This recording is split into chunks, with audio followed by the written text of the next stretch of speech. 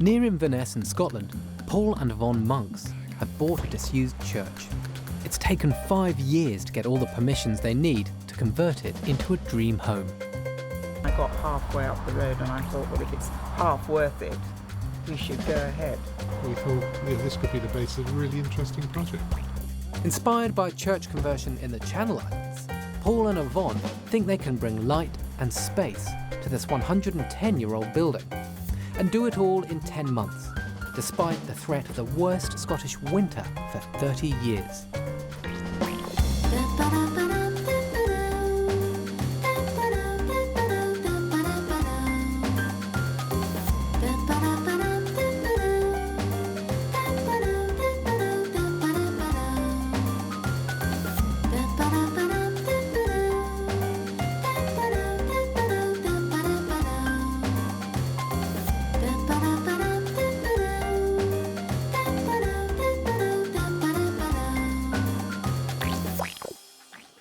Five years ago, Paul Monk saw a story about a redundant Scottish church in a Sunday magazine. He cut it out and put it on his desk. Now, he owns it. Set in the spectacular countryside of the Scottish Highlands, the church was opened in 1899 and closed 10 years ago. The church elders put it on the market and seem relaxed about the idea that it'll be converted to a house. Conversion and development is a hobby of Paul Monk's, who trained as an architect, and his wife Yvonne has become used to moving house in London. Paul owns a company which imports furniture and lighting, and he's stripping the building back to basics so that he can install a very modern interior with furniture and fittings to match. How did you find this site? Well, interesting story. We first saw a photograph of the old church in a section of a Sunday newspaper, and I must say it looked rather attractive, sort of nestled in the trees in the Scottish Highlands, rather romantic.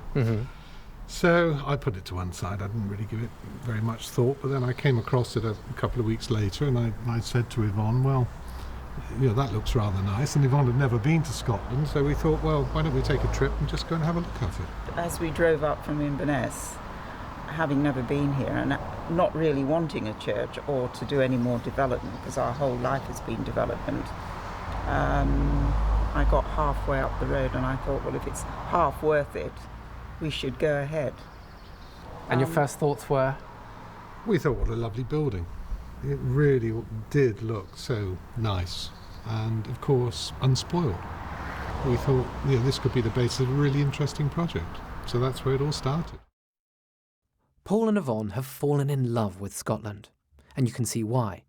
But while the church they've bought has great long views, it's actually set alongside a busy road on the one hand and a railway line on the other.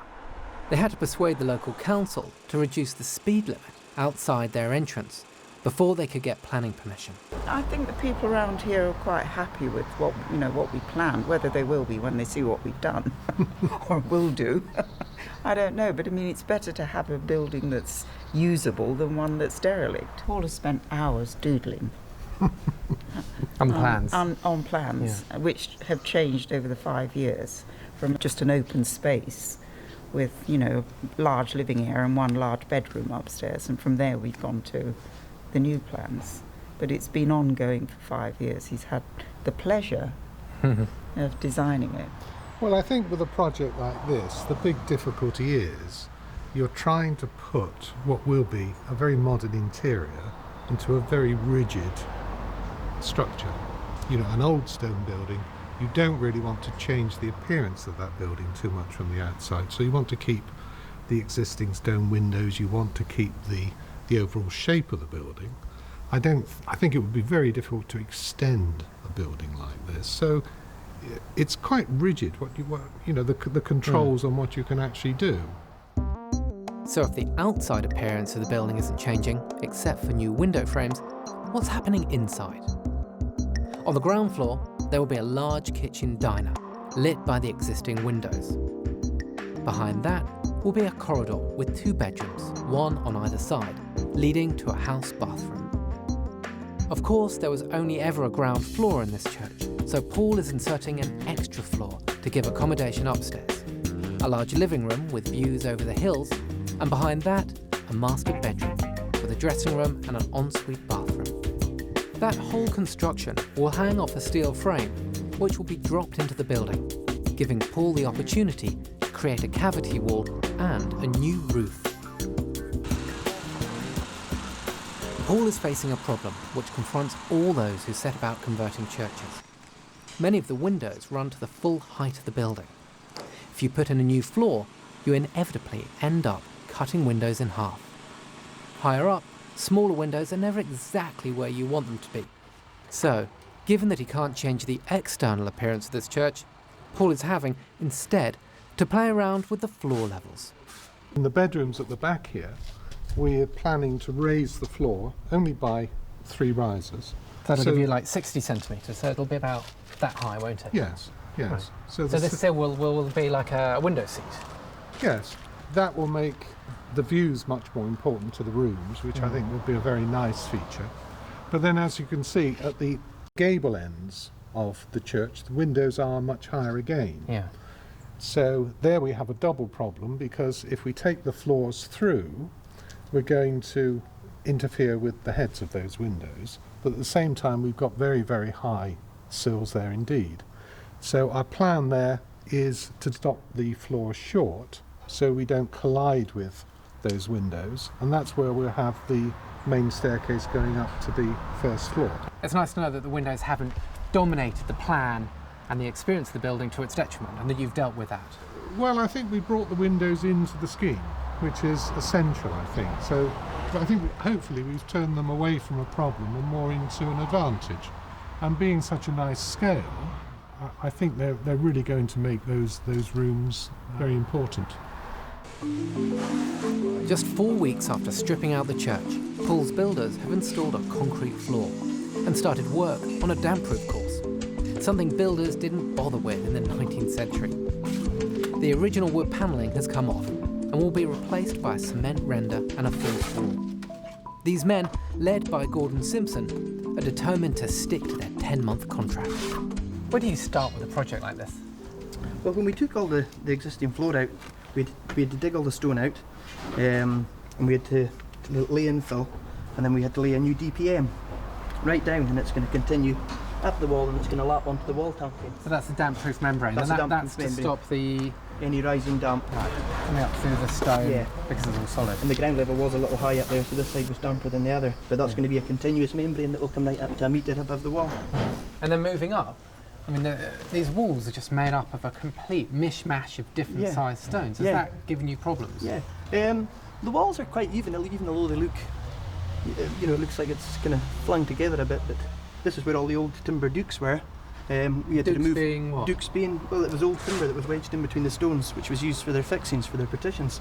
But now we're going to have a freestanding partition, leaving a cavity and an airspace. It's similar to what they had before, because there would have been these dukes coming out Similar, attached but to a we're going to framework. have, ours is going to be a freestanding partition with insulation in it. It's not going to touch this wall at all.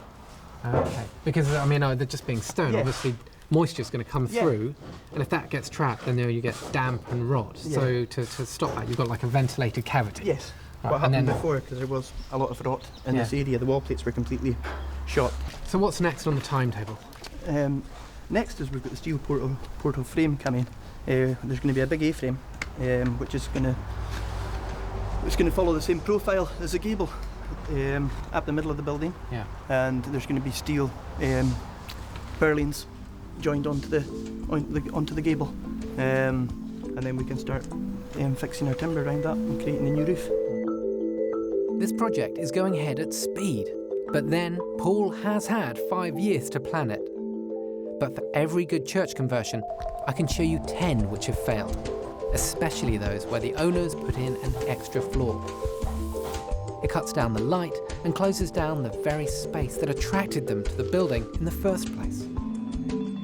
I'm worried that Paul and Yvonne are trying to fit too much in, and that their dream home will suffer as a result.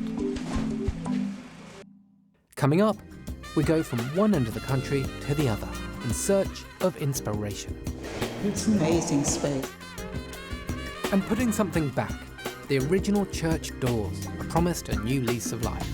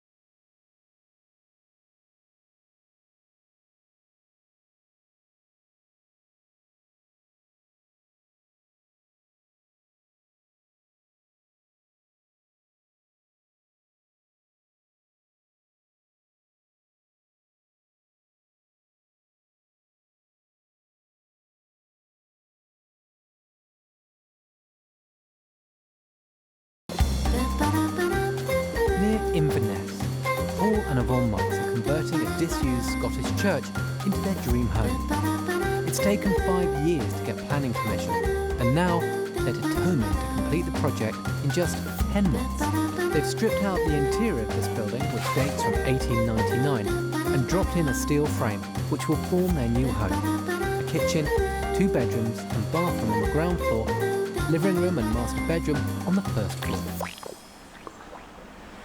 The steel frame gives them the ability to create new, false walls inside the old. This church was built long before cavity walls had been thought of. If Paul and Yvonne are to keep warm, they need an insulated barrier between their rooms and the old outside walls. So, the builders are busy putting up studwork throughout the church, not only to create that insulation, but also to mark out the new rooms. The rafters, which will hold the first floor, are going in, and you can begin to see how the space is being closed down. I'm worried that the effects will be a rather dark and pokey home, and I'm beginning to wonder if Paul should have opted for fewer, bigger rooms. I'm also concerned that he's not being as respectful as he might towards the historic aspects of the church. Original features have been moved out, and few are being reused. So these are the windows that you took out? Yeah, we had to cut them all out. They were all leaded in to the stonework, so we actually had to cut them out. They're very undecorated, aren't they? I mean, Yeah. They're quite austere. There's no sort of sense of sort of joyous, carefully crafted Yeah. stained glass work here. I guess then there's not that much of a loss to the building. No. None of them would meet the current building regs. Because they're what, just for thermal Yeah, insulation? and we have to have Teflon glass over a certain height. They just wouldn't comply on the thermal insulation. It would be a big problem. Plus the other thing is there's so much lead work and the glass isn't that clear, it will just block Yeah. any available light coming into the building. Yeah. And then these beautiful doors. Yes. Yeah. We're going to reuse these. We're just going to be fixed in place. Yeah. And where do they go? They're going to go round the other side. These were the original front entrance. Right. So, but they're going to be fixed in place, and inside there's going to be a bathroom, so there's going to be no access through. Oh, okay. Yeah. Right. So everything really of original heritage from the building has been stripped out, Yes. and there's just 1 or 2 things being put back onto the outside. Yes. From outside, it should look more or less like it did, apart from The slick new windows. Yeah. Yeah? The new slick windows are being supplemented by 2 huge skylights in the roof. It's these which will let light into and give views out from the first floor living room. They're essential to the design. Paul has ordered high-tech windows from Denmark. Since the rest of the roof is being highly insulated, there's no point in losing heat from poorly designed or badly fitting skylights. He reckons it's worth spending extra to get the very best available. And if they're thermally efficient, he can afford to make them bigger than normal. The roof light on the north side is big enough to frame the view over the hills. Downstairs, the window openings are unchanged, but the leaded glass is not going back. Instead, Paul has chosen metal frames with clear glass, which will allow the maximum amount of light to flood in. And he'll need as much light as possible. Everywhere you see timber, there'll be a wall. With so many rooms, light will be at a premium. It's a design problem familiar to church converters the world over. So I'm taking Paul and Yvonne to the island of Jersey to see a church conversion which has just been completed. It's bigger than theirs, but the design issues are almost identical. I thought you'd be interested to see this conversion. The guy who did it up, Bruce Robinson, says you're either going to love it or you're going to hate it. So we're going to wait here. I'm going to send the camera inside because I want to capture your reactions. I just want you to tell me what you think when you take a look in here.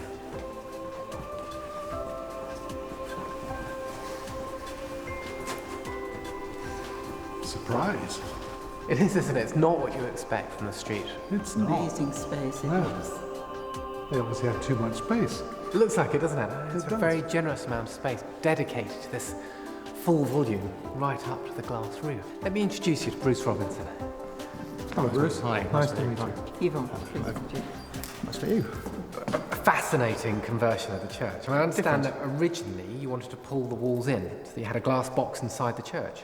Yes, a glass box would have been our preferred choice, but it was getting too difficult to do the building control, planning. We're all going to sort of have their two penneth. We had to compromise. It's not exactly what I wanted, but you have to work with what you're given to make it work, so Right. it is what it is. Right. But I still think it's stunning. What do you think? I mean, it's not quite like yours. No, I think there's a lot more space to play with here, a lot more volume really, because of course you increase the size of the building by a metre and the volume really does increase substantially. So a lot more opportunity here, I think, to create something a bit special. You can be a bit more generous with the space Yeah. rather than having to create sort of I small think we spaces. had a lot Okay. more restriction in the space and what we were trying to achieve. I want to see the rest of it now. Come on. I mean, it seems no expense spared. Well, So what's this sort of kitchen? diner, living area. Right. So living area down here. Yeah. Either going to put a dining table, and then we've got the breakfast bar and all the entertainment system, and all the speakers get fed into one cupboard and pumped around the house. Of course. And you can control all that from here Yes. and all the lights. And it's also set up to be fully remote control. Right. So this is a really high spec. I mean, you've really thought about all the technology that somebody would want. Yes. And it's also very eco-friendly. We've worked out that the energy consumption is probably the same as a 3-bedroom flat. Oh, really? And what I mean, it seems to be perforated with lights here. Yeah, but these are equivalent to 3 light bulbs. Oh, really? Three- So they're they're 3 3 or watts 2 each. watts each. Yeah. Right, that's amazing. Like Paul and Yvonne's, this church was surplus to requirements, and it was just the kind of challenge that appealed to Bruce Robinson. He decided to go for glitz. This is more bachelor pad than family home, but what's been done has been done well. So this is the master bedroom Yes, suite. the master I bedroom guess. suite, Yeah. And what, with 2 bathrooms either side of his and hers, or was His that? and hers and dressing area. Right. But you can swap them around. Don't want to be sexist. Right. Well, one's got a shower, one's got a bath. So some people prefer Right. baths and showers. So And then just the top point of those pointed windows at either end there. yes, Yeah. And then you've got this amazing view. not bad.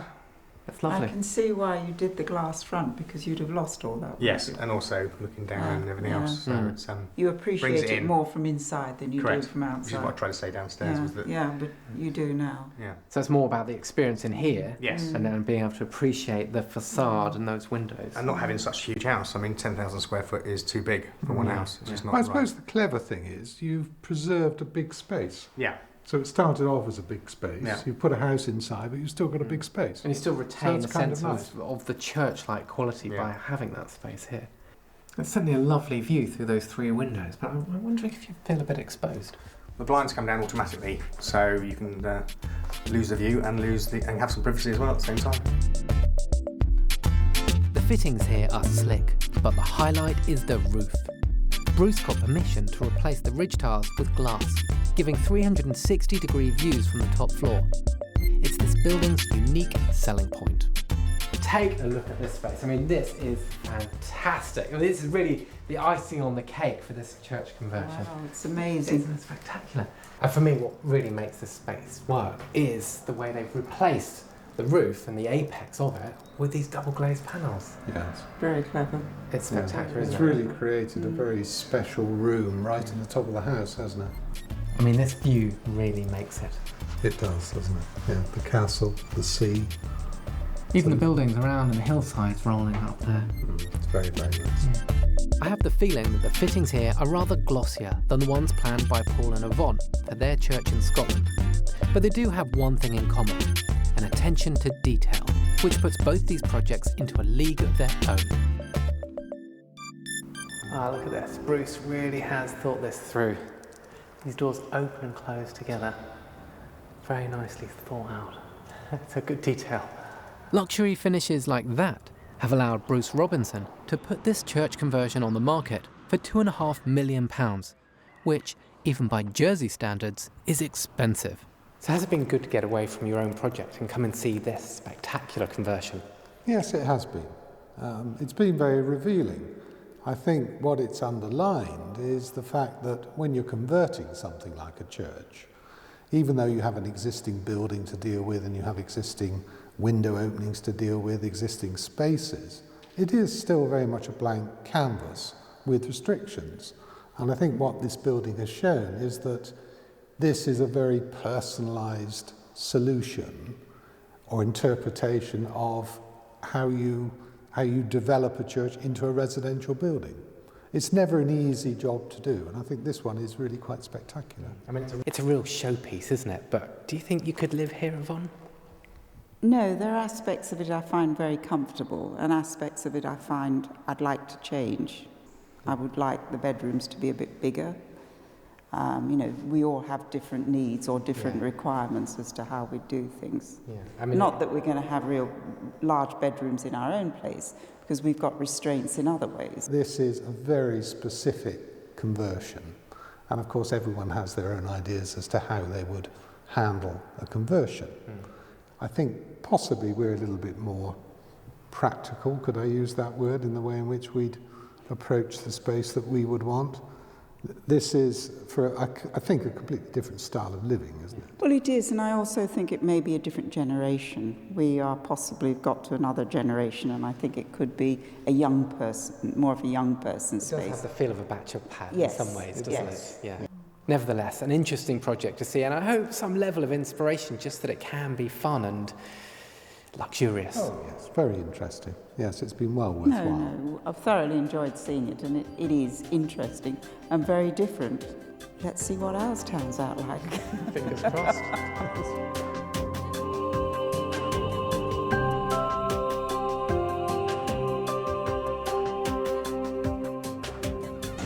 Coming up, insulation and more insulation. You can't get enough of it in an old church. And are these the smoothest windows in the world? They cost an arm and a leg, but Paul Monks reckons they're worth every penny.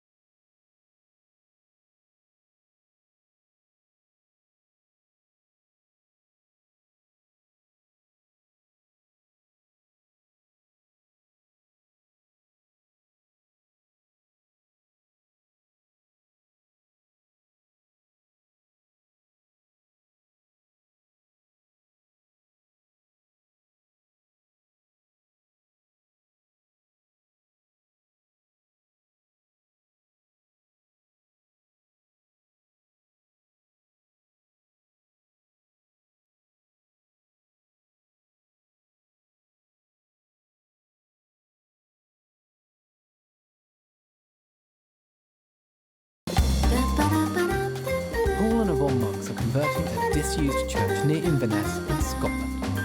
Thanks to 5 years careful planning, this project is running so smoothly that it's likely to come in on time and on budget.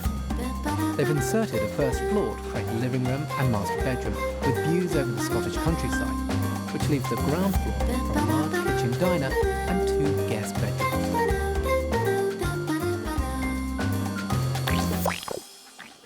Six months after work started, the steel frame is in, a new roof is on, and work is underway inside. In this part of Scotland, they expect severe winters, but this one is forecast to be particularly bad, so the builders are pleased to have the church wind and watertight.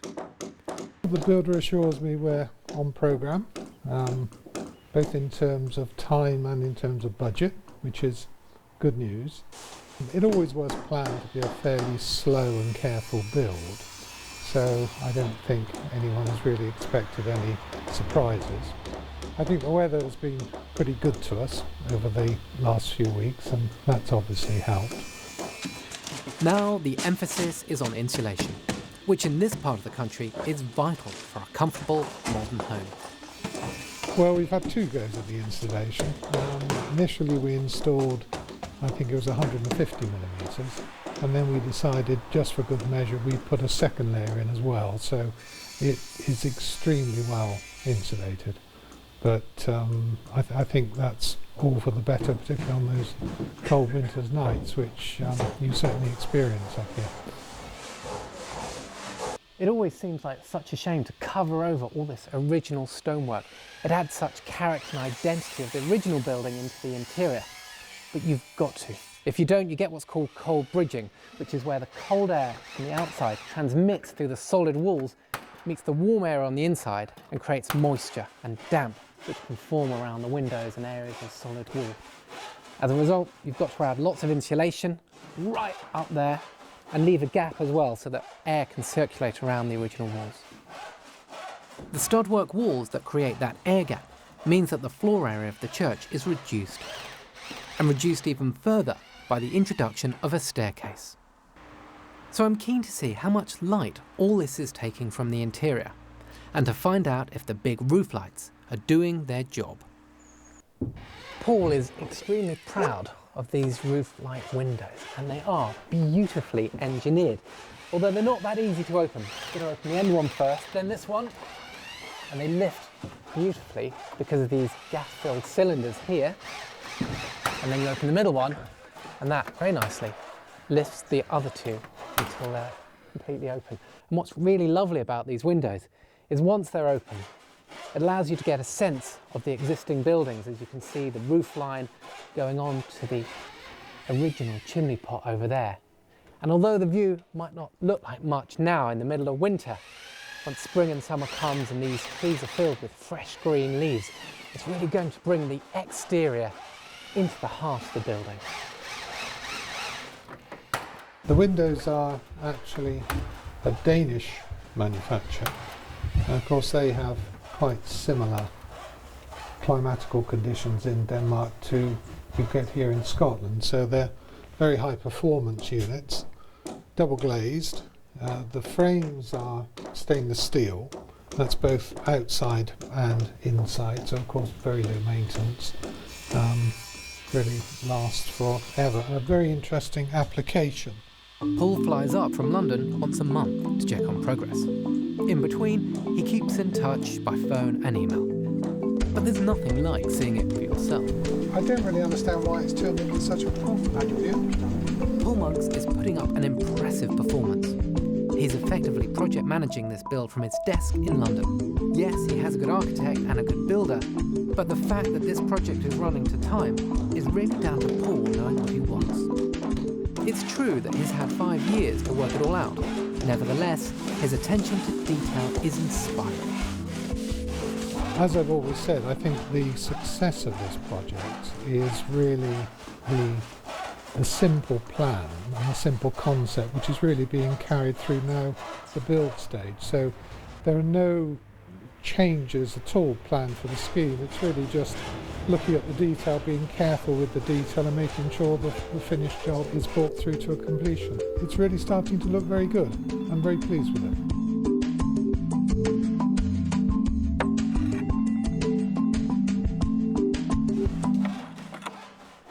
Incredibly, these are the original tiles from the church. They've been taken off the roof and then taken off the site. They were then re-drilled, so there's new nail holes there, and graded. And by grading, I mean they're graded in size order. So the bigger ones are for the lower part of the roof, the smaller ones are for the upper part of the roof. And all this to make the roofer's job simpler and faster. February. For 6 weeks, the whole of Scotland has been hit by snow, and lots of it. It's only just starting to thaw. At Paul and Yvonne's church, the scaffolding has come down, the roof tiles are on, and the severe weather has hardly bothered the builders at all. It's been the harshest winter in Britain for 30 years, but that hasn't deterred these builders. They said they'd get the work done in 10 months, and it looks as if they're going to do just that. The diggers are in, eating away at the hillside to create extra space around the church. And, with the scaffolding removed, we get our first look at the new window frames. To me, they look rather industrial, but I suppose they fit Paul's idea of making a contrast between the old and the new. Depths of winter, it's freezing cold, but this has really come on. Plasterers have been in, painters are in, first fix the electrics, plumbing, it's all coming along nicely. Really see how important light is into this space. These windows aren't that generous for the size, but it is starting to filter in. It's exciting to see it though. Inside, you realise why Paul has chosen these windows. The small frames, the lack of mullions mean that the amount of glass is maximised. And also he's capitalised on these deep walls, which means the light is allowed to flood in and bounce off the sills and the reveals right into the space. So you can see how important painting these light reflective colours is. So from the outside, the style of these windows might seem uncharacteristic with the type of building, but from the inside, they seem to make sense. Light is so important on the ground floor of this building, and you just take a look at this great big balustrade coming diagonally down into the space. It just seems like a really heavy, dominant feature, and it's also a bit of a wasted resource. Just come and take a look at this. Look at the amount of natural light bouncing off the inner face of that balustrade that comes down from the roof space upstairs. Now, if this middle section was glass, the light would bounce off that surface and into the ground floor space. I really think it would make a massive difference. Glass would have been my way forward, I think. Upstairs, there's a surprise. I have to admit that the amount of light coming through the roof lights is astounding. I'm going to be brutally honest here and tell you something that I haven't even told Paul yet. That when I first saw this building, I didn't really think it had that much to offer. It's near a railway line, there's no surrounding land, it's near a road. But now I'm going to eat my words.